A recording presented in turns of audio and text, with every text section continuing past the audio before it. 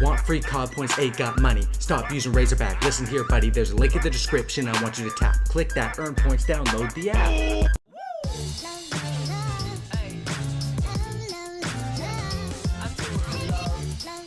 Yo, what is up guys? It's the Goblin and welcome back to another Call of Duty Black Ops 3 video. And tonight's video video rather, that I have for you guys is going to be a banger. I think this one is going to be something you guys are going to enjoy. If you guys know me, you know my channel, I do a lot of class setups. I give you the best perks, best attachments, best guns. I do a lot of tips and trick stuff on my channel. And today's video, I'm going to be teaching you guys how to basically build your own overpowered class setup for any gun you want, literally any setup you want. I'm going to teach you guys how to build the perfect class setup for what you guys want to rock with. Now, I hope you guys will enjoy this video. If you guys can, I'll drop a like on this thing. That would be absolutely awesome, and I'd appreciate if we get 2,000 likes. So we'll talk about this. I'll give you guys the ways to build your own class setups and build the best ones, and then I have a little bit of stuff I need to talk about at the end of this video. So if you guys are true supporters, I'd appreciate if you guys listen till the end. I want to speak my mind at the end of this video, so let's get right into it. Now, I have up on my second monitor right now a screenshot of basically everything: the perk 1s, the perk 2s, the perk 3s, the tactical grenades, the attachments for everything. And I'm going to talk about how you build your class setup and how you basically get the best bang for your buck, is a term I like to say, or you make your class setup the most effective for what you guys need to do. Now, we're going to start off by talking about the weapon attachments, and then we're going to go more into the perks, tacticals, lethals, as well as wild cards. So everyone knows on my channel, I stress attachments. Attachments are key. Think about a gun like the Vesper. The Vesper is probably one of the best guns in Black Ops 3, but the Vesper with no attachments is probably one of the worst guns in Black Ops 3. That one needs attachments like extended mags and grip. I'll throw up a picture up on the screen right now. This is just a blank KN-44, and we can see all the attachments that are available for the guns. There's quick draw, there's grip, there's going to be a silencer, there's going to be high cal, stock, laser sight. You guys basically see them all. When picking your attachments, I usually try to do 2 attachments or 3 attachments. However, if you want an optical sight like a red dot or a reflex sight, it's best to only run 2 attachments with the reflex sight. Now, when picking attachments, this is what you have to watch out for. The first 2 attachments are going to be free. You can just put those on and they only take up 1 slot. However, when you put that 3rd attachment on or the 4th attachment on, you're going to need what is called a wild card, which basically means the first 2 attachments only take up 1 slot each, but having a 3rd attachment is going to take up 2 slots because you're going to have the wild card as well as the 3rd attachment added on. So basically, most of the time I would recommend running 2 attachments. However, if you're using a gun that you need a 3rd attachment on, you can use the double points and use the wild card to be able to get that. For example, a gun like the Vesper, you could rock with just extended mags and grip. There's good for 2 attachments. Now, on an assault rifle, you might need stock, quick draw, as well as fast mags. You might need those 3 attachments, but for the most part, if you guys can stick to 2 attachments, that is how you're going to make your class setup the most effective. And 2 attachments that will be standardly good are something like, a grip and a quick draw, stock, fast mags. Those are probably really good attachments. You guys know the best attachments, but that's basically what I want to talk about the attachments. The first 2, you should always have 2 attachments. Never have 1 attachment, never have no attachments if you have them available. You always want to have at least 2. However, adding those 3rd attachments and those 4th attachments can be very costly, and you have to watch out and only do those when they are really needed. Let's go right now and talk about the first perk slot. I'd say attachments are the most important part of a class setup, and perks are the second most important. Let's talk about building your own class setup with the perk 1 slot. In perk 1 slot, I'll show it up on the screen right now. We have Afterburner, we have Blind Eye, I think it is, 6th Sense, Flak Jacket, Overclock, and Ghost. Now, perk 1 is one that's a very sought after slot for the perks. There's so many good ones in here. Afterburner is one that is very good, and I love this because it gives you the outplay ability. If you have a scuff controller, you like to jump around with a scuff controller, you need to have Afterburner on class setups. Blind Eye is a pretty worthless perk. It only protects you against air support. If the enemy has air support, just go inside or leave the game, to be honest. The best, or even just run a class with a black cell and shoot it down. You don't really need that one. 6th Sense can be a good one, and I think that is very good. However, it's not needed. Most of the time when 6th Sense activates, you've already spotted the guy with your eyes, obviously, and you've already seen him, so 6th Sense can be valuable, but most of the time you've already seen the guy. Flak Jacket, obviously, obviously a great perk for every single Call of Duty game. There's so many dumb explosives in COD. Flak Jacket is good. Overclock is very good. Specialists are so strong in this game. Having Overclock is good, and Ghost can be good as well. But for the most part, you know, people don't get that many UAVs in Black Ops 3. It takes 5 kills to get a UAV, and if you're playing a game like TDM, you don't really need Ghost because not many people are going to be going on a 5 kill streak. If you're playing an objective game mode, for example, Fracture, a lot of people are going to be getting UAVs because of just bringing their points back into the slot, and that's why you'd probably have to use that.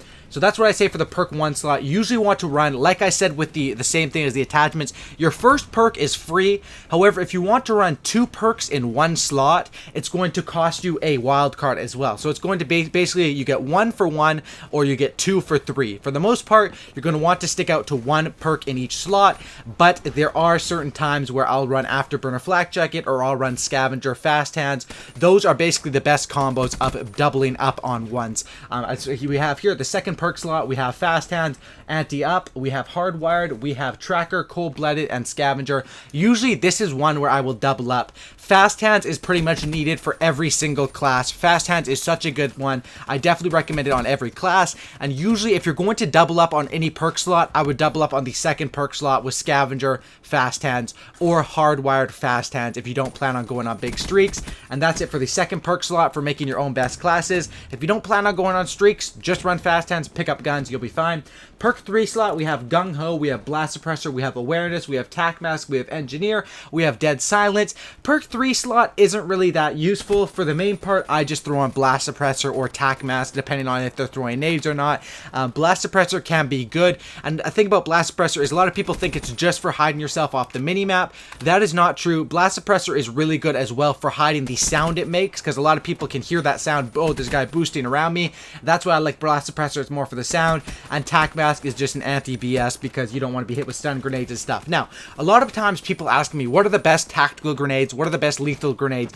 And my answer is, in a public match, unless you're running Scavenger, if you're going to run any tacticals or any lethal grenades, you want to run Scavenger with it because Scavenger replenishes it. If you throw a Semtex, then you run over a Scavenger pack, you're going to pick up another Semtex, which basically means if you're going on streaks, you could have 5 Semtexes in a life or 5 frag grenades in a life. If you're not running Scavenger, never use a lethal or a tactical. It's just not worth it to get 1 stun grenade per life when you really could have an extra perk or an extra attachment or a red dot sight with that slot. And that's what I'm going to say for making your overpowered class and making your class up the most effective. That's my recommendation. Don't run lethals or tacticals unless you're running Scavenger. And that's basically it. That's pretty much all I have to say for how you guys make your own best class setups. You want to optimize these class setups. Avoid using wildcards as much as possible. If you avoid using wildcards, you're going to have more slots for the more effective stuff. And that's basically it when it comes to class setups. So hopefully you guys can leave a like for that. I would really appreciate it. Now I want to talk to you guys a little bit about more personal stuff to do with my channel. Basically, Call of Duty was really popping about a week or 2 ago. New guns came out and it was super awesome, but now we're in that sort of space where it's August right now, and we have August, September, October, so we have 3 months left till the next Call of Duty game, and Black Ops 3 is sort of in, not really a dead space right now, but sort of a bland space, where we have pretty much everything until new guns drop, until new DLC drops. For now, for the next month or 2, we're probably just going to be sitting there. Obviously, COD XP happens in a month, which is going to be absolutely insane. I'm going to that event in California. If you guys are 18 years old and you live in California in the LA area, go to COD XP. It's a huge COD tournament. They have like laser tag, paintball. It's just gonna be really fun, and I'm gonna be going there.